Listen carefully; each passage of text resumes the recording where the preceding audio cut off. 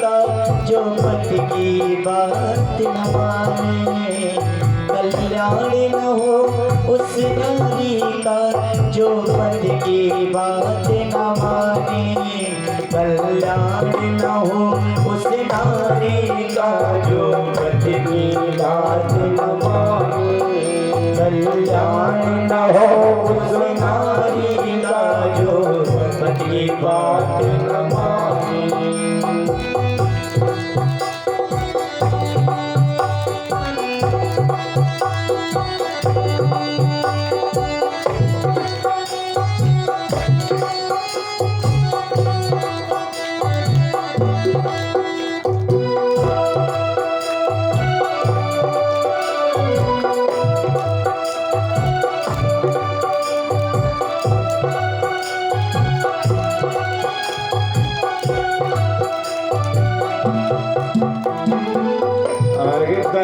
सुता ने बात न मानी, समझ न पाए शंकर ज्ञानी।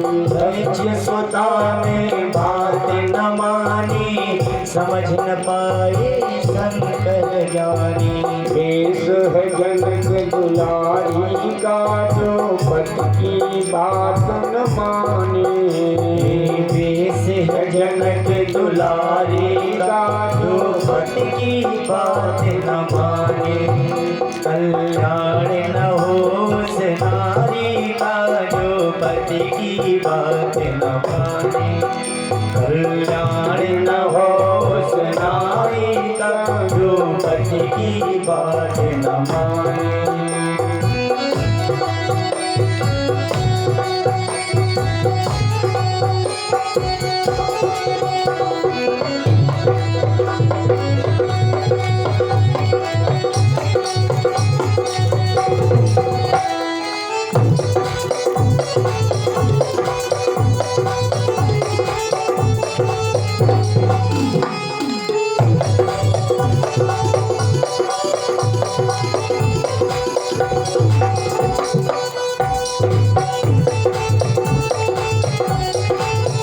कल्याण न हो उस नारी का जो पति की बात न माने, कल्याण न हो उस नारी का जो पति की बात न माने।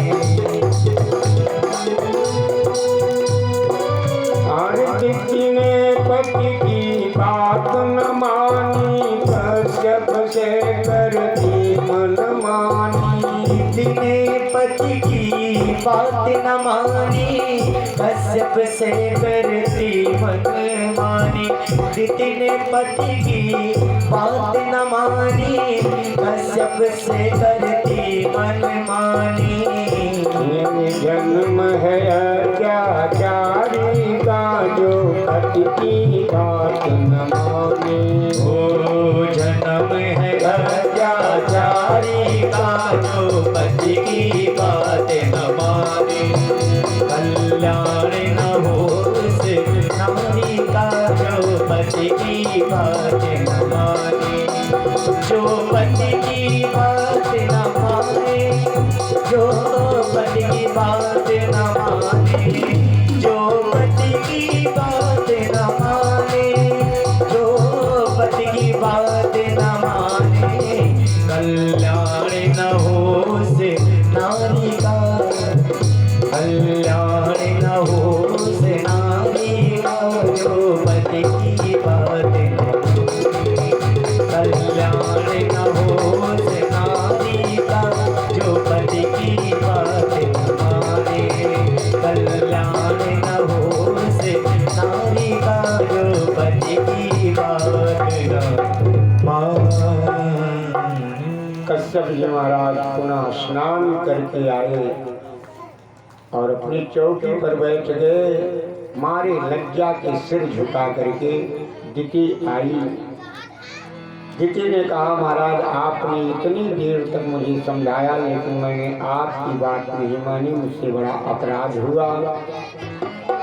कश्यप जी ने कहा, देवी अगर अपराध हुआ है तो उसका दंड भी तुमको मिलेगा, परिणाम सुन लो। तुम्हारे पेट से दो भयंकर राक्षस पैदा होंगे जो सारी दुनिया में अत्याचार करेंगे और उनसे सारी दुनिया परेशान हो जाएगी। दिति ने कहा महाराज मुझे क्षमा करें, अब आज के बाद से कभी भी ऐसा अपराध कभी नहीं करूंगी और बंधु इससे बड़ा प्रायश्चित भी कोई नहीं होता है। कश्यप ने कहा देवी तुमने जो मेरे समझाने के बाद भी मेरी बात न मान करके ऐसा काम किया, इसके परिणाम में तेरे पेट से दो भयंकर राक्षस पैदा होंगे।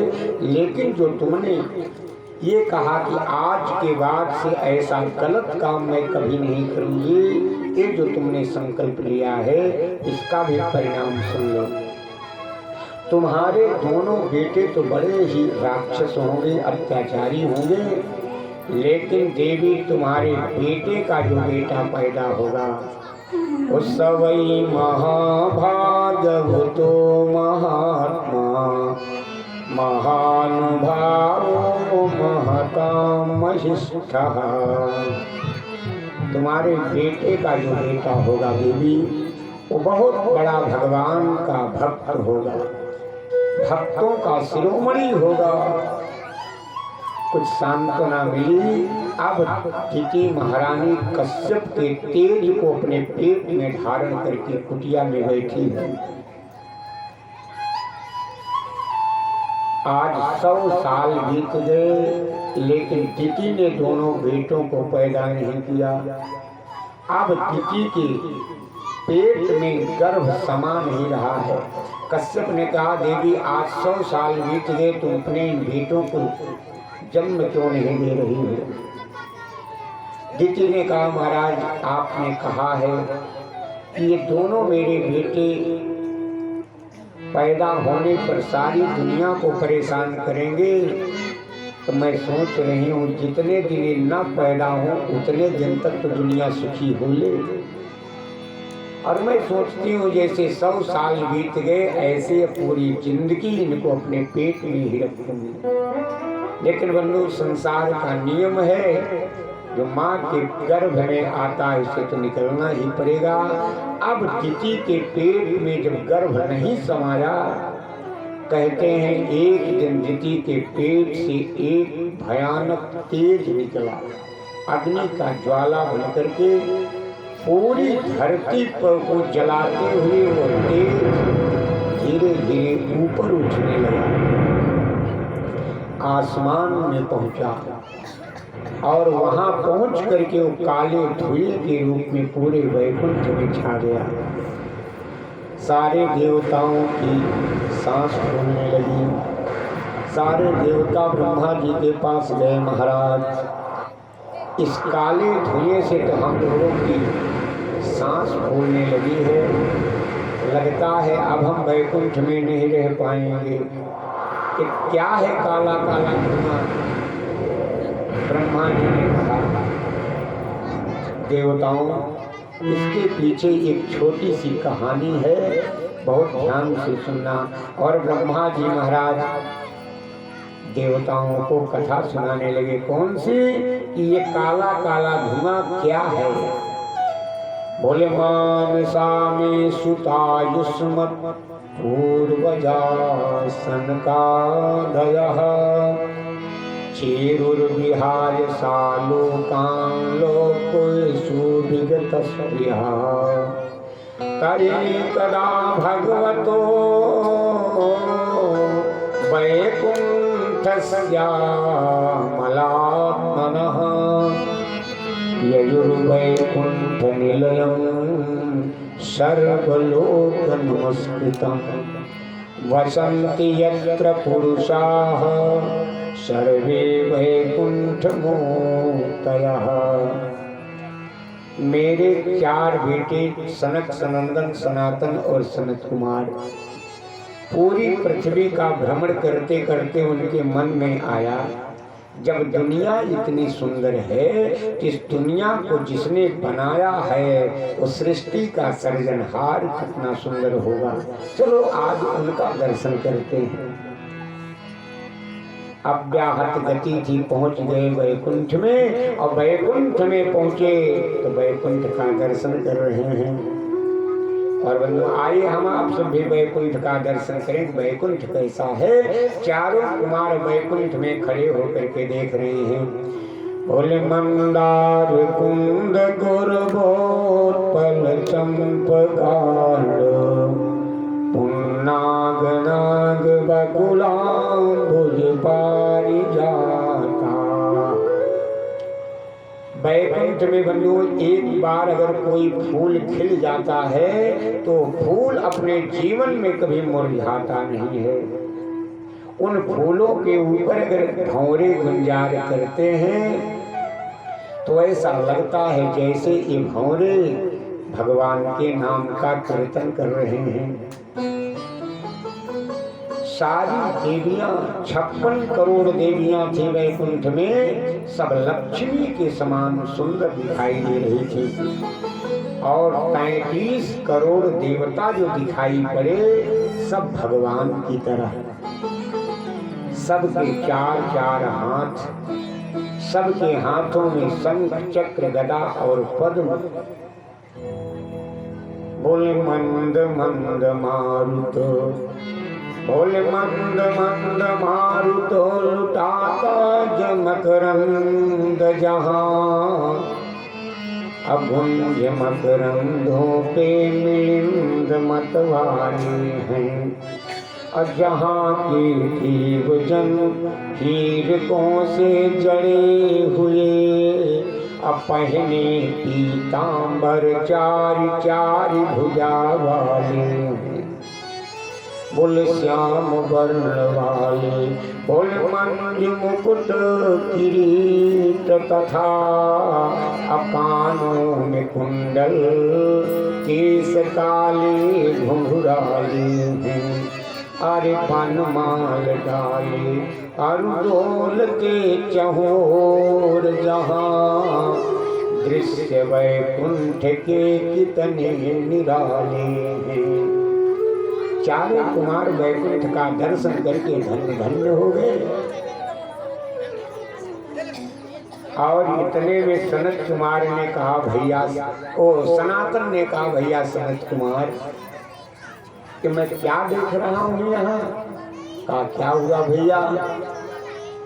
कहा भैया सनत कुमार मैंने सुना है कि ईश्वर तो एक होता है।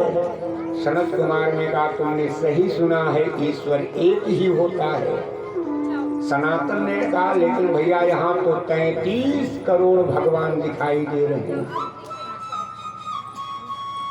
और वास्तव में बंधुओं ईश्वर एक होता है, लेकिन चारों कुमारों को आज जो ये दृश्य दिखाई दिया, वहाँ 33 करोड़ जो देवता थे वे सब भगवान की तरह, जैसे भगवान के हाथों में शंख चक्र गदा पद्म, वैसे ही सबके हाथों में शंख चक्र गदा पद्म, सबके सिर पर मुकुट, कानों में कुंडल, शरीर पर पीतांबर। सनातन ने कहा भैया अगर ईश्वर एक होता है तो यहाँ 33 करोड़ देव भगवान क्यों दिखाई दे रहे हैं? सनत कुमार ने कहा ये सब नकली भगवान हैं। ये भैया एक बार अकबर ने भी बीरबल से पूछा था, बीरबल बताओ दुनिया में वर कितने होते हैं? तो बीरबल तो हिंदू था, तपाक से उसने उत्तर दिया हुजूर संसार में वर तो केवल 2 ही होते हैं, एक सियावर और एक राधेवर। अकबर ने कहा अगर सियावर राधेवर, वैसे तो मेरे भी नाम में वर लगा है, जैसे सियावर राधेवर वैसे अकबर। बीरबल ने कहा वैसे तो हुजूर गोबर भी होता है। अगर बड़े लगने से कोई भगवान बन जाएगा तो भगवानों की तो भीड़ लग जाएगी, लेकिन ईश्वर एक होता है। सनत कुमार ने कहा भैया अगर ये सब नकली भगवान हैं तो अगर असली भगवान आएगा तो उसको पहचानोगे कैसे? क्या असली भगवान कोई दूसरी तरह के होते हैं? सनत कुमार ने कहा मेरे भगवान को स्वभाव से प्रभाव से तो सब देवता भगवान की तरह हैं, लेकिन मेरे असली भगवान की पहचान प्रभाव से नहीं, उनको स्वभाव से जाना जा सकता है। अस स्वभाव को सुने न देखियो। भैया सनातन देख लो, यही हम चारों खड़े हैं और जितने भी देवता हैं मेरे बगल से निकल जा रहे हैं, लेकिन कोई भी देवता मुझे प्रणाम नहीं कर रहा है। क्यों? इनके मन में है ये लोग तो मृत्युलोक से आए हैं, ये हमको प्रणाम करें, मैं इनको क्यों प्रणाम करूं? लेकिन भैया सनातन, यही जब मेरा असली भगवान आएगा तो मेरा असली भगवान मेरे चरणों में लौट जाएगा और कहेगा, विप्र प्रसादात् अजिता जितो हम, अभिप्र प्रसादात् धरणी धरो हम, विप्र प्रसादात् कमलाभरो हम, अभिप्र प्रसादात् मम राम नाम। मेरा असली भगवान मेरे सामने हाथ जोड़ करके खड़ा होगा, मेरे चरणों की धूल अपने माथे पर लगाएगा। ब्राह्मण देव, तुम्हारी ही कृपा से आज मैं भगवान बना। हे ब्राह्मण देव, अगर तुमने मेरी छाती में लात न मारा होता, विप्रवंश के अस प्रभुताई, अभय होय जो तुम्हें डराई। भगवान ने कहा, ब्राह्मण देव, तुमने अगर कृपा न किया होता तो आज मैं भगवान बन करके सारी दुनिया में मेरी पूजा न होती। तुम्हारी ही कृपा से आज मैं भगवान बना हूँ। ऐसा मेरा असली भगवान होगा। ये सब नकली भगवान है। छा ड्योढ़ी को पार कर गए। सातवीं ड्योढ़ी पर जब पहुंचे तो सातवीं ड्योढ़ी पर देखा तो दो द्वारपाल खड़े थे। उनका नाम था जय और विजय। मानो ये कथा बड़ा सुंदर संकेत देती है कि दुनिया वालों, जय और विजय अगर चाहते हो, अच्छा बताओ, हार कोई नहीं चाहता, पराजय कोई नहीं चाहता है, विजय तो सब चाहते हैं। कथा संकेत दे रही है कि जय और विजय तो केवल भगवान के दरवाजे पर ही मिलेंगी। संसार के दरवाजे पर जय विजय नहीं मिल सकती। उन जय और विजय ने चारों कुमारों के सामने डंडा लगा दिया। तान वीक्षवात रसनाश्चतुरः कुमारान्, वेत्रेन्द्रचास्खलता मतः मरास्तो। ऐ बाबा, कहाँ जा रहे हो? सुनते ही क्रोध आ गया। और क्यों क्रोध आया कि तुम लोग तो वैकुंठ में रहने लायक नहीं हो। श्राप दे दिया, 3 जन्म तक राक्षस बनोगे। अब आप देखना, सतयुग में यही दोनों हिरण्याक्ष और हिरण्याकश्यप बने। ब्रह्मा जी महाराज सुना रहे हैं कहानी देवताओं, वही दोनों मेरे जय और विजय, जिनको मेरे बेटों ने श्राप दिया था, वही दोनों दिति की पीठ में बैठे हैं। 100 साल बीत गया, लेकिन अब तुम लोग चिंता मत करो। अब मैं प्रेरणा देता हूँ, दोनों का जन्म होगा। भगवान ब्रह्मा ने प्रेरणा दिया, दोनों का जन्म हुआ। जन्म लेने के बाद भयंकर आंधी, तूफान, भूकंप, बड़े बड़े भयंकर शब्द होने लगे चारों तरफ। लोगों ने जान लिया किसी पापात्मा ने जन्म ले लिया है और इनको मारने के लिए भगवान ने 2 अवतार लिया है। देखो, अगर आप कथा के रूप में देखें तो कथा तो यही है कि भाई हिरण्याक्ष को भगवान ने सुगर बन करके मारा, हिरण्याकश्यप को भगवान ने नरसिंह भगवान बन करके मारे हैं। लेकिन आप विचार करो, ये हमारे जीवन से इनका क्या मतलब है? तो हमारे आपके जीवन में हमारा आपका लोभ ही हिरण्याक्ष और हिरण्याकश्यप है। इनको मारने के लिए कैसे भगवान आते हैं? भगवान बाराह बन करके आए, हिरण्याक्ष को मारे। हिरण्याक्ष माने हिरण्य माने होता है सोना, अक्ष माने होती है आंख। जिसकी आंखों में सोने का चश्मा लगा हो, और हिरण्याकश्यप माने हिरण्य माने सोना, कश्यप माने होता है पलंग, माने जो सोने के पलंग पर सोता हो। अब आप विचार करना, कहीं हम आप भी हिरण्याकश्यप तो नहीं है, कहीं हम आप भी हिरण्याक्ष तो नहीं बन गए हैं। इसलिए बंधुओं, अगर हिरण्याकश्यप और हिरण्याक्ष बन जाएंगे तो हमारे लिए भगवान जरूर आएंगे। इसलिए हम आप अपनी आंखों में भगवान का चश्मा लगाएं, सोने का चश्मा न लगाएं। अब इधर परीक्षित राजा प्रश्न करते हैं, महाराज ये तो बात आगे बढ़ती जा रही है, लेकिन आपने कहा मनु जी की संतानें, जिनमें उनके 2 बेटे और 3 बेटियां हुई, तो उसकी कथा कहने लगे हैं चतुर्थ स्कंद में, जिसमें उत्तानपाद और प्रियव्रत 2 भाई थे। उत्तानपाद के 2 पत्नियां थीं, सुरुचि और सुनीति। उत्तानपाद जी सुरुचि से प्रेम करते थे, सुनीति से प्रेम नहीं करते थे। अब आप विचार करो तो हम आप सब भी उत्तानपाद हैं, हमारी भी 2 पत्नियां हैं, एक दुर्भावना एक सद्भावना। अगर व्यक्ति अपने मन की करने लगे तो समझ लेना आपका प्रेम सुरुचि से हो गया है। अगर आप शास्त्र के अनुसार कोई काम करते हैं तो समझ लेना आपका प्रेम सुनीति से हुआ है। सुनीति से प्रेम करोगे तो बेटा पैदा होगा ध्रुव, और सुरुचि से प्रेम करोगे तो पैदा होंगे उत्तम, जिसको यक्षों ने मार डाला। और ध्रुव जी महाराज आज भी अचल पद पा करके ठहरे हुए हैं, स्थिर पद पाए हैं। एक दिन ध्रुव जी महाराज, बड़े संक्षेप में सुना रहा हूं क्योंकि आगे बड़ी दूर तक चलना है, यात्रा लंबी है।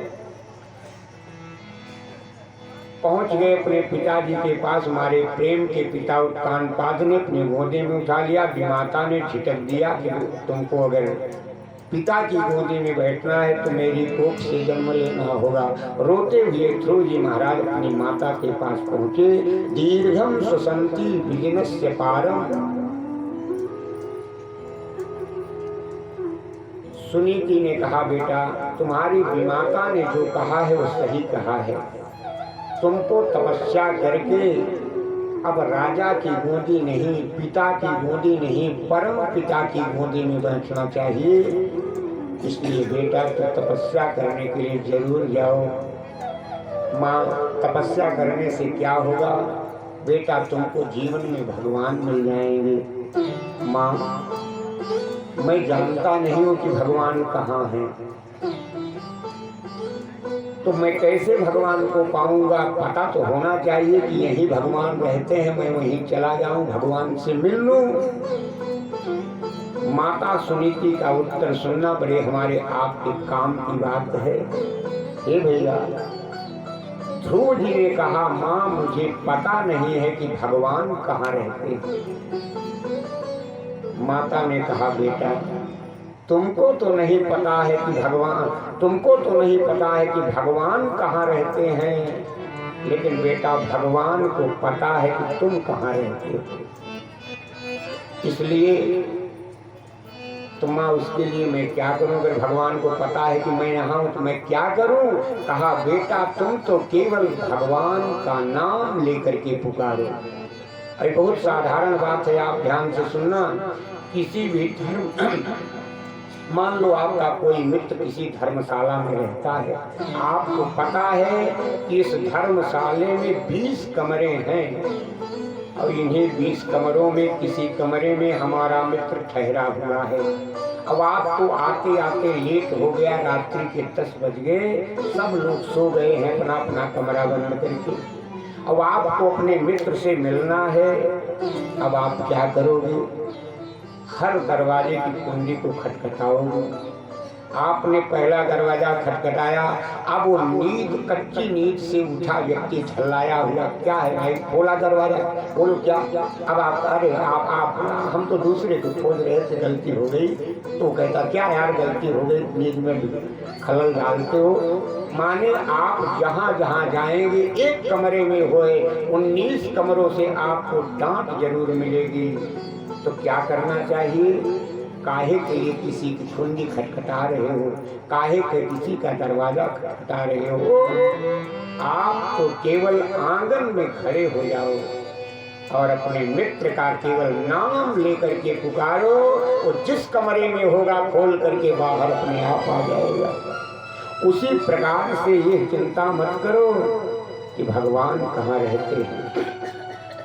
आप तो बस केवल भगवान का नाम लेकर के पुकारो, भगवान जहाँ कहीं भी होंगे वे तुम्हारे पास प्रकट हो जाएंगे। तो मैया, जब भगवान का नाम लेने से ही भगवान प्रकट हो जाते हैं, तो मुझे जंगल क्यों भेज रही हो? क्या यहाँ से पुकारूंगा तो वे नहीं सुनेंगे? और आप भी ध्यान से सुनना, हम आप सब भगवान को पाने के लिए घर छोड़ करके मंदिर में जाते हैं। क्यों? क्या भगवान की फोटो आपके घर में नहीं है? मंदिर में आप क्यों जाते हो? भगवान को पाने के लिए। और जो फोटो आप घर में रखे हो वही फोटो मंदिर में भी लगी हुई है, लेकिन घर में आपको भगवान दिखाई नहीं पड़ते हैं, इसलिए आप मंदिर में भगवान को ढूंढने जाते हो। लेकिन वहाँ भी आपको भगवान नहीं मिलते। वहाँ मिलते होते कि साधु महात्मा भी घर द्वार छोड़ करके मंदिरों में ही जाते, ये जंगलों में न जाते। ये जंगल में क्यों जाते हैं? अच्छा आप बताओ, मंदिर में आप जाते हो तो आप भाई क्या बढ़िया मंदिर बना, बहुत बढ़िया। किसने बनवाया है? इसको टाटा ने बनवाया, इसको बिरला ने बनवाया, इसको डालमिया ने बनवाया। माने वहाँ जाने के बाद भी आपको भगवान नहीं मिलते हैं। टाटा, बिरला और डालमिया का नाम आप उनकी याद आ जाती। संसार में कोई भी चीज आप देखते हो, वाह भाई बड़ा सुंदर मकान बनवाया, बड़ी सुंदर बिल्डिंग बनवाया, किसकी है? ये तो शर्मा जी की है। ये बिल्डिंग ये तो वर्मा जी की है। आपको शर्मा, वर्मा, भाटिया ही मिलेंगे। लेकिन जंगल में जाओगे, नदी देखोगे तो क्या कहोगे, नदी किसकी है? नदी किसी व्यक्ति की तो है नहीं, वहाँ भगवान की याद आएगी। ये जंगल, ये पहाड़ किसने बनाया? आप कहोगे किसी आदमी ने नहीं। देखो, जंगल में जाने से आपको चारों तरफ केवल भगवान ही भगवान याद आएंगे। और संसार में रहोगे, संसार के मंदिर में रहोगे तो संसार याद आएगा। इसलिए बेटा, यहाँ नहीं, जंगल में जाकर के तुम भगवान को पुकारो। मिट्टी काली पीली हरे बन, मिट्टी काली पीली हरे बन, आसमान का रंग नीला, सूर्य सुनहरा चंद्रमा शीतल, ये सब उसकी है लीला। सबके अंदर स्वयं छिप गया, सृजनहार सृष्टि का है। जिसको हम परमात्मा कहते, ये सब खेल उसी का है। जिसको हम परमात्मा कहते, ये सब खेल उसी का है। क्षण भर को भी नहीं छोड़ता, सदा हमारे साथ में है। काया की श्वासा डोरी का, तार उसी के हाथ में है। हंसना रोना जीना मरना, सब उसकी मर्जी का है। जिसको हम परमात्मा कहते, ये सब खेल उसी का है। संसार की सारी गतिविधियों का एक अधिकार उसी का है। जिसको हम परमात्मा कहते, ये सब खेल उसी का है। संसार की सारी गतिविधियों का, संसार की सारी गतिविधियों का एक अधिकार उसी का है। जिसको हम परमात्मा कहते, ये सब खेल उसी का। जिसको हम परमात्मा कहते, ये सब खेल उसी का है। संसार की सारी गतिविधियों का, संसार की सारी गतिविधियों का एक अधिकार उसी का है। जिसको हम परमात्मा कहते, ये सब खेल उसी का है। जिसको हम परमात्मा कहते, ये सब खेल उसी का है।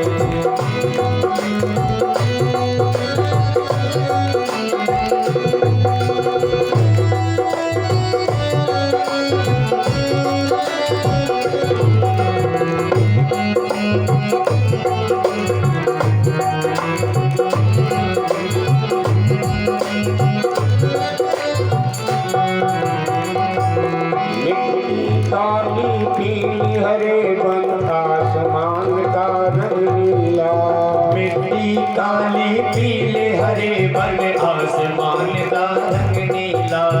थोड़ी गहरा चंद्रमा शीतल, ये सब उसकी है लीला। सूर्य सुनहरा चंद्रमा नीला, ये सब उसकी है लीला। सूर्य सुनहरा चंद्रमा शीतल, ये सब उसकी है लीला। सबके अंदर स्वयं छिप गया, सबके अंदर स्वयं छिप गया सृजनहार सृष्टि का है।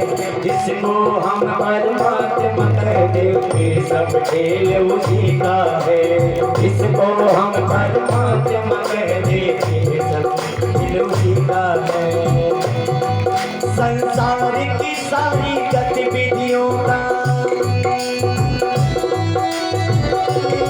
संसार की सारी गतिविधियों का एक अधिकार उसी का है। इसको हम परमात्मा कहते, ये सब खेल उसी का है। जिसको हम परमात्मा कहते, ये सब खेल उसी का है।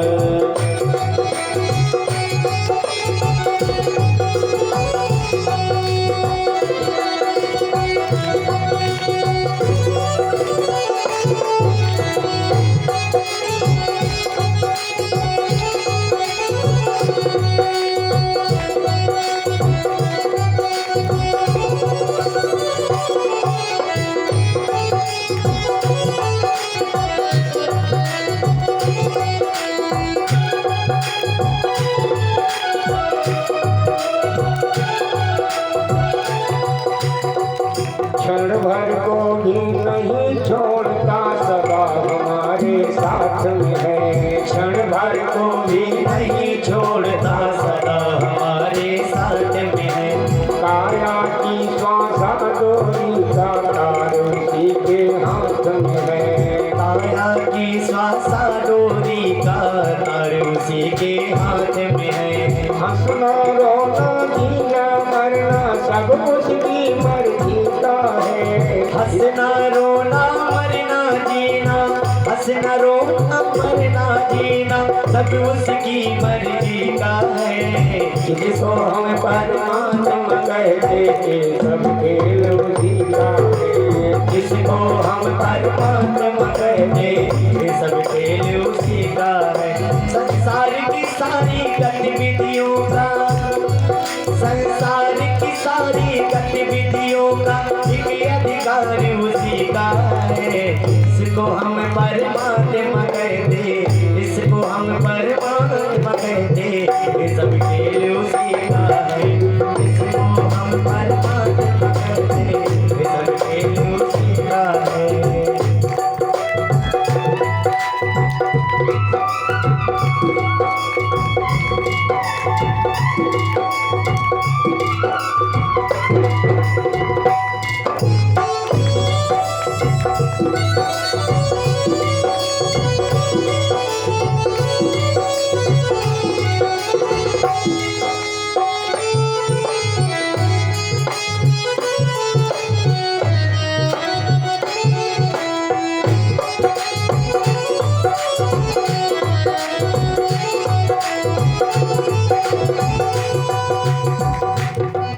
निर्धन धनी धनी हो निर्धन ज्ञानी मूढ़ मूढ़ ज्ञानी।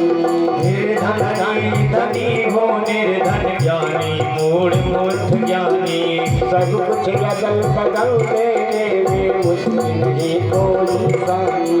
सब कुछ अदल बदल देने में उसकी कोई नहीं सानी। समझदार भी समझ सकेगा समझदार भी सकेगा। ऐसा अजब तरीका है जिसको हम परमात्मा कहते सब खेल उसी का है।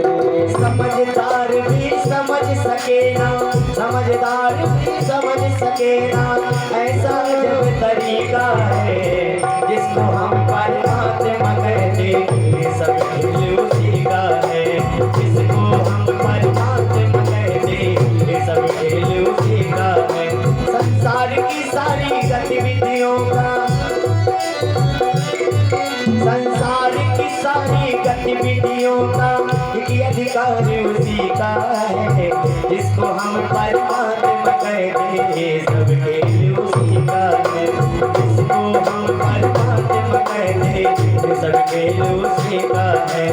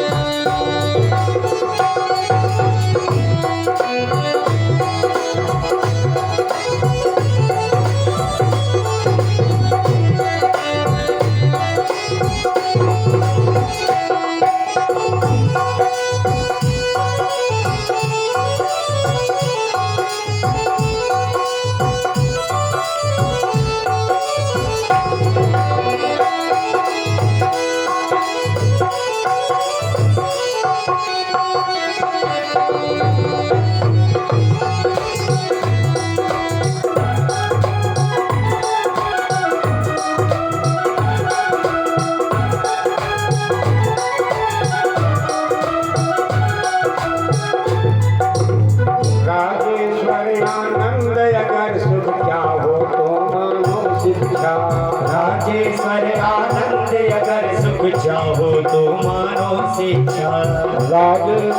आनंद अगर सुख चाहो तो मानो शिक्षा। राजेश्वर आनंद अगर सुख चाहो तो मानो शिक्षा। तद अभिमान मिला तो उसकी इच्छा में अपनी इच्छा। तज अभिमान मिला तो उसकी इच्छा में अपनी इच्छा। यही भक्ति का भाव है प्यारे। यही भक्ति का भाव है प्यारे। यही भक्ति का भाव है प्यारे। सूत्र यही मुक्ति का है जिसको हम परमात्मा कहते हैं सब खेल उसी का है। जिसको हम परमात्मा कहते हैं सब खेल उसी का है। जिसको हम परमात्मा कहते हैं सब खेल उसी का है। संसार की सारी गतिविधियों का संसार की सारी गतिविधियों का एक अधिकार उसी का है। जिसको हम परमात्मा कहते जिसको हम परमात्मा कहते सब खेल उसी का है। जिसको हम परमात्मा कहते सब खेल उसी का है।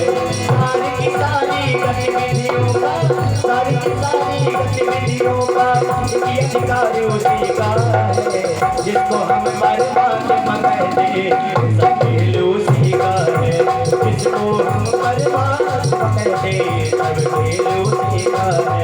जिसको हम परमात्मा कहते सब खेल उसी का है। जिसको हम परमात्मा कहते ये सब खेल उसी का है। ध्रुव जी ने कहा माँ मुझे कह रहे हो जंगल में जाकर के भगवान को पुकारो तो भगवान का नाम तो मैं जानता ही नहीं हूँ। कौन सा नाम भगवान का है वो क्या नाम है कौन सा नाम लेकर के पुकारूंगा। माता ने कहा बेटा वैसे तो भगवान के हजार हजार नाम हैं। विष्णु सहस्त्र नाम में 1000 भगवान के नाम हैं। लेकिन बेटा सब नामों को बुलाने से कोई फायदा नहीं होगा। जो नाम तुमको गुरुदेव बताएंगे वही नाम तुम पुकारोगे। माँ लेकिन गुरुदेव कहाँ मिलेंगे? कहा बेटा वो गुरुदेव भी बिना भगवान की कृपा के नहीं मिलते हैं। जब द्रवहि दीन दयाल राघव तब साधु संगति पाइए, ते दरस परस समागमादिक पाप रास नसाइए।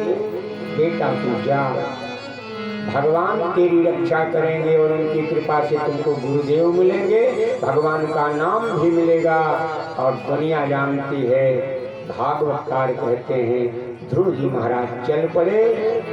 और भागवत में तो नहीं लिखा है लेकिन संतों से मैंने सुना है कि ध्रुव जी महाराज जब अपना राज्य छोड़ करके चले जंगल की ओर, तो तानपाद ने अपने किसी नौकर को भेजा कि जाओ ध्रुव से कह दो जंगल न जाए।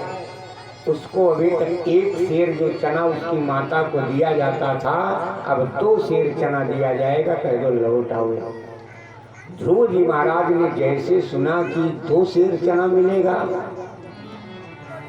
तो उस समय ध्रुव जी को लगा आहा, भगवान की तरफ मैंने केवल अभी कदम बढ़ाया है, उसका परिणाम दुगना हो गया।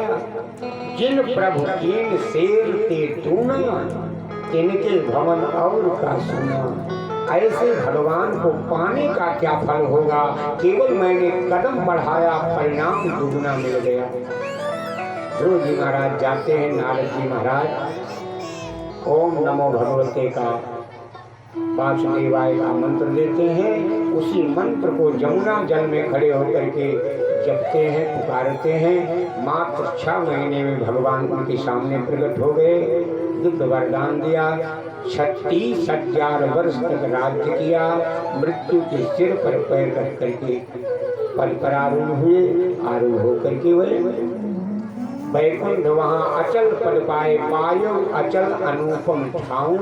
उसके बाद चतुर्थ स्कंद को प्रणाम करते हुए हम आप सब पंचम स्कंद में प्रवेश करते हैं, जहाँ इन्हीं उत्तानपाद के भाई प्रियव्रत जी महाराज, इन्हीं के खानदान में जड़ भरत जी महाराज का आख्यान है, जिसको सुखदेव जी महाराज कहते हैं। राजन, भरत जी महाराज बड़े चक्रवर्ती नरेंद्र सम्राट थे और इनके ही खानदान में जड़ भरत हुए।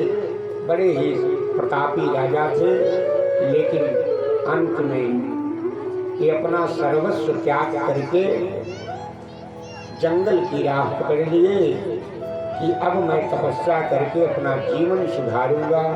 तो गए कहाँ? नेपाल में गंडकी नदी है, उसी गंडकी नदी के किनारे जाकर के एक आश्रम बनाया जिसका नाम है पुलह आश्रम। पुलह आश्रम में वे रहने लगे और वहीं पर अपना ध्यान धारणा योग समाधि सब करते थे।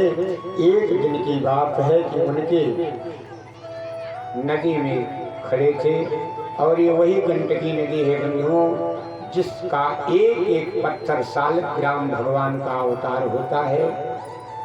और प्रत्येक, और चाहे रखे कोई न रखे, लेकिन ब्राह्मण को सालग्राम भगवान जरूर रखने चाहिए। शास्त्र कहता है एक ब्राह्मण बालक माँ के पेट में जब आता है, 1 सालग्राम भगवान गंडकी नदी में अवतार लेते हैं कि ये बड़ा होगा कि हमको ढूंढेगा तो कहाँ पाएगा। भक्त की सपर्या स्वीकार करने के लिए भगवान गंडकी नदी में सालग्राम भगवान बन करके आते हैं। ऐसी नदी में सूर्य भगवान को अर्घ्य दे रहे थे। इतने में हुआ क्या, एक हिरणी जल पी रही थी। इतने में बड़े जोर की भयंकर आवाज सुनाई पड़ी, एकदा तु महानद्यां पिताभिषेक नैयमिकावश्यको ब्रह्माक्षरमभिगुणानो मुहूर्तत्रयमुदकान्ते उपविवेश। उस भयंकर आवाज को सुन करके पूरा जंगल दहल उठा। हिरणी के कानों में आवाज पड़ी, वो अपना प्राण बचाने के लिए छलांग लगा दिया। कहते हैं उसके पेट में गर्भ था, गर्भ बीच नदी के धार में गिर गया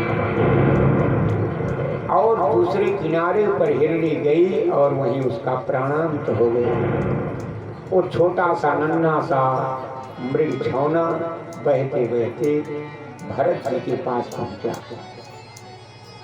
भरत जी ने उसको अपने हाथों में उठा लिया। क्यों न उठावें, क्योंकि बंधुओं, अगर भरत जी महाराज अपनी तपस्या में ही लगे रहते, अपने पूजा पाठ में ही लगे रहते, उनके सामने अगर उस शावक मर जाता तो इनको पाप लग जाता। क्योंकि धर्मों में सबसे बढ़कर हमने ये धर्म जाना, हरगिज कभी किसी के दिल को नहीं दुखाना। वो कैसी तपस्या है जिस तपस्या के सामने एक मृग शावक का प्राण चला जाए, तुम्हारी तपस्या बेकार है। जड़ भरत तुमने बहुत बढ़िया किया जो आपने उस शावक को अपने हाथों में उठा करके बचा लिया। धर्मों में सबसे बढ़कर हमने ये धर्म जाना, हरगिज कभी किसी के दिल को नहीं दुखाना। कर्मों में सबसे बढ़कर बस कर्म एक यही है, उपकार की ही वेदी पर प्राणों की बलि चढ़ाना। अपना प्राण देकर के भी अगर किसी की रक्षा होती हो तो संत लोग कहते हैं अपना प्राण दे देना चाहिए। बल तो कई है लेकिन बस श्रेष्ठ बल यही है, क्या करुणा पुकार अपनी करुणेश को सुनाना। साधन कई मिले हैं पर साधन सुखद यही है, कि प्रभु के चरण कमल में त्रिगबिंदु जल गिराना। ये तो बहुत अच्छा किया भरत जी महाराज ने, लेकिन अब आगे गलत क्या कर रहे हैं वही सोचे, मैं नहीं रहूंगा कि इस बच्चे का क्या होगा। अब उसी की सेवा शुश्रूषा में लग करके उसी के चक्कर में दिन रात पड़ गए और उनका भजन छूटने लगा धीरे धीरे। आए थे हरि भजन को, आए थे हरि भजन को ओटन लगे कपास। हम फूल चुनने आए थे बागे हयात में, दामन को खाक जार में उलझा के रह गए। देखिए, एक होता है धर्म, एक होता है परम धर्म। भरत जी महाराज अपना सर्वस्व छोड़ करके आए थे जंगल में कि हम भगवान को प्राप्त करेंगे, ये उनका परम धर्म है।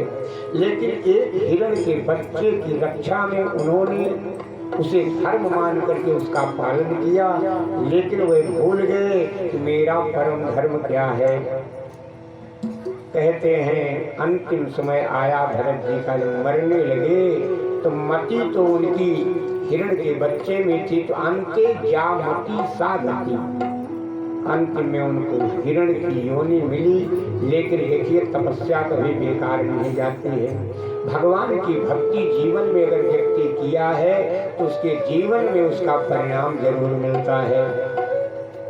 तो उन्होंने क्या किया, उनको याद बनी हुई है, ओह मैं तो चक्रवर्ती नरेंद्र सम्राट था, मेरी तपस्या भंग हो गई, आज मैं हिरण बन गया।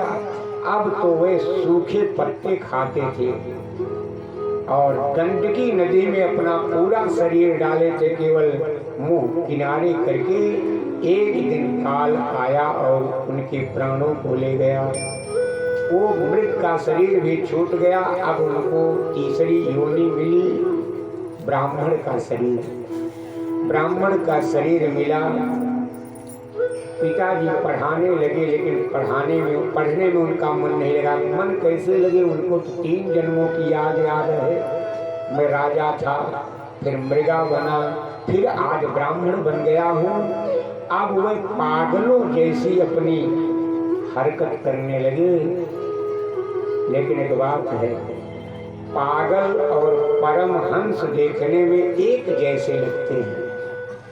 जैसे पागल होता है वैसे ही परमहंस होते हैं, लेकिन परमहंस को न पहचान करके दुनिया वाले परमहंस को भी पागल कहने लगते हैं।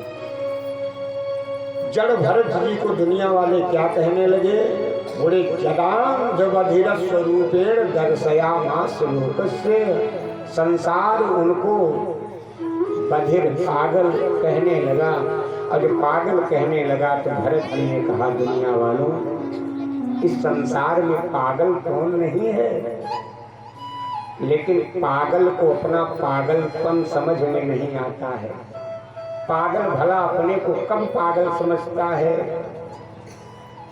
एक बार जवाहरलाल नेहरू प्रधानमंत्री थे, आगरा गए तो उन्होंने सुना यहाँ पागल खाना है, सोचा चलो पागल खाना भी देख लूं। पागल खाना देखने गए और जैसे ही गेट से प्रवेश कर रहे थे, उधर से एक पागल बड़ी मस्ती से चला रहा था। इधर से पंडित जवाहरलाल नेहरू, उधर से पागल। अब दोनों जब आमने सामने हुए तो पंडित जवाहरलाल नेहरू ने उसको देखा और कहा, क्यों ठीक हो? उसने उनको ऊपर से नीचे तक देखा, कहा आपका परिचय? उन्होंने कहा मैं भारत देश का प्रधानमंत्री हूँ। पागल ने कहा 2 महीना रहो, आप भी ठीक हो जाओगे। माने इसके पहले मैं भी कहता था कि मैं प्रधानमंत्री हूँ। पागल अपने को पागल कभी नहीं समझता है। 2 श्रीमंत सेठ बड़े धनवान किसी उत्सव में पहुँचे तो दोनों बैठे आपस में बात कर रहे थे। तो एक सेठ ने कहा यार हमारा नौकर बड़ा मूर्ख है। तो दूसरे सेठ ने कहा कितना बड़ा मूर्ख होगा, लेकिन हमारे नौकर से ज़्यादा बड़ा मूर्ख नहीं होगा। तो पहले वाले ने कहा नमूना दिखाऊं आपको। कहा दिखाओ। तो पहले वाले सेठ ने अपने नौकर कहा बोला सुनो सुनो इधर आओ। कहाँ साहब बताओ। कहा ऐसा करो, ये लो 10 रुपया और जाओ बाजार से टेलीविज़न खरीद करके ले आओ। अब वो नौकर 10 रुपया लिया और टेलीविज़न खरीदने के लिए चल पड़ा। तो पहले वाले सेठ ने कहा देखा इसको, 10 रुपये में टेलीविज़न खरीदने के लिए जा रहा है। तो कहा मौका हमको दो, हम भी अपने नौकर की कुछ करामात आपको दिखाएं। कहा हाँ दिखाइए। तो दूसरे सेठ ने अपने नौकर को बुलाया, कहा सुनो। कहा हाँ साहब आप बताओ। कहा तुमने तो हमारा ऑफिस देखा हुआ है ना? कहा हाँ साहब देखा हुआ है। तो कहा जा करके देख करके आओ कि वहाँ मैं हूँ कि नहीं। अब वो भी चल पड़ा और चल पड़े दोनों। जो दोनों बाजार के चौराहे पर पहुँचे तो दोनों आपस में कहने लगे यार क्या बताएं हमारा मालिक बड़ा मूर्ख है। कहा क्या हुआ? कहा हमको कहा 10 रुपये में टेलीविज़न खरीद करके लाओ। अरे टेलीविज़न तो हम 10 रुपये में 4 खरीद करके ले जाते, लेकिन उस मूर्ख को पता नहीं कि आज रविवार है, इतवार है, छुट्टी है, उसको इतना भी नहीं ज्ञान है। तो दूसरे ने कहा हमारा मालिक तो हमसे भी हाँ उस आपके मालिक से भी ज़्यादा मूर्ख है।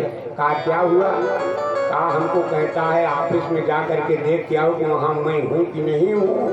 अरे फ़ोन करके पता नहीं कर सकता था, हमको भेज दिया।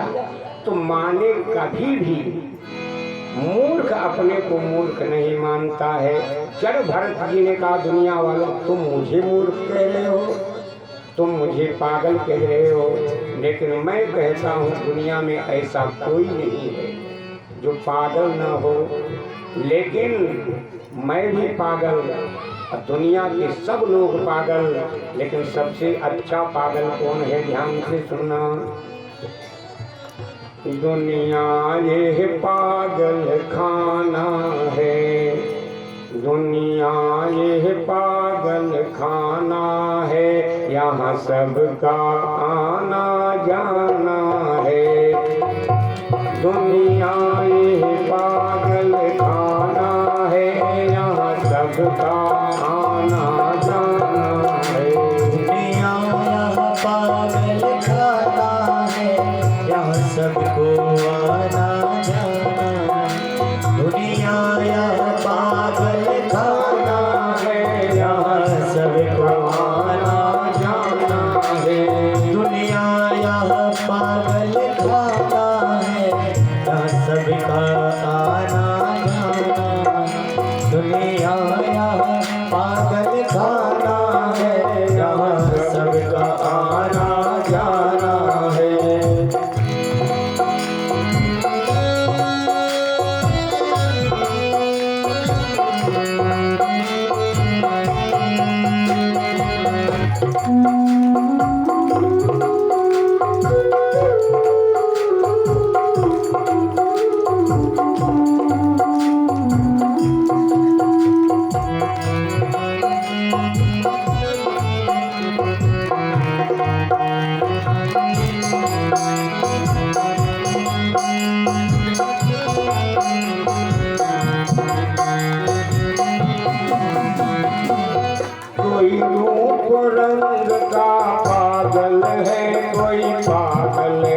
चतुराई का, कोई रूप रंग का पागल है, कोई पागल है चतुराई का।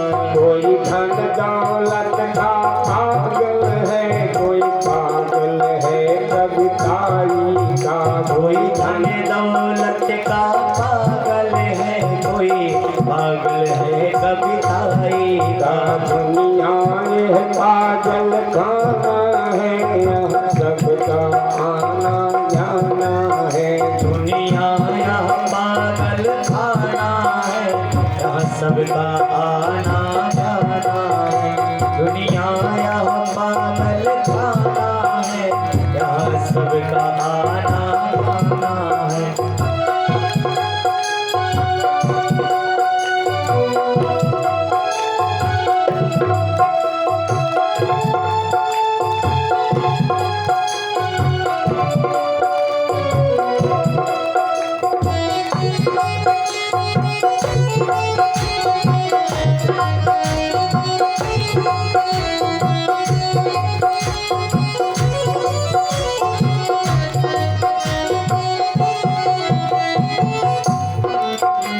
कोई पागल मान बड़ाई का, कोई पागल है ठकुराई का। कोई पागल मान बड़ाई का, कोई पागल है ठकुराई का। कोई पागल मान बड़ाई का, कोई पागल है ठकुराई का। कोई पागल मान बड़ाई का, कोई पागल है ठकुराई का। सबसे अच्छा वो है पागल, जो पागल कृष्ण कन्हाई का। सबसे अच्छा वो पागल है, जो पागल कृष्ण कन्हाई का। पागल वो पागल है, जो पागल कृष्ण कन्हाई का। दुनिया ये पागल खाना है, यहाँ सबका आना जाना है।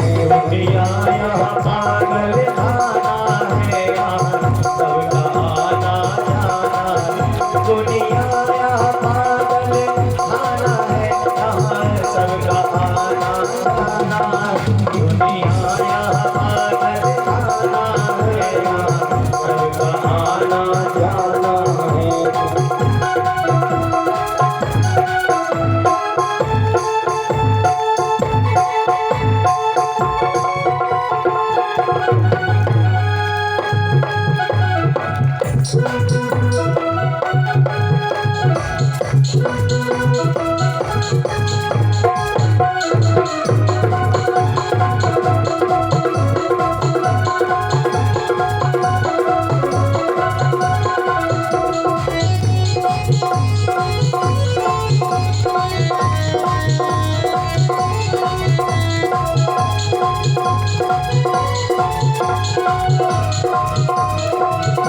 दुनिया यह पागल खाना है, यहाँ सबका आना जाना है। दुनिया यह पागल खाना है, यहाँ सबका आना जाना है। यहाँ सबका आना जाना है, यहाँ सबका आना जाना है। यहाँ सबका आना जाना है, यहाँ सबका आना जाना है। दुनिया यह पागल खाना है, यहाँ सबका आना जाना है। दुनिया यह पागल खाना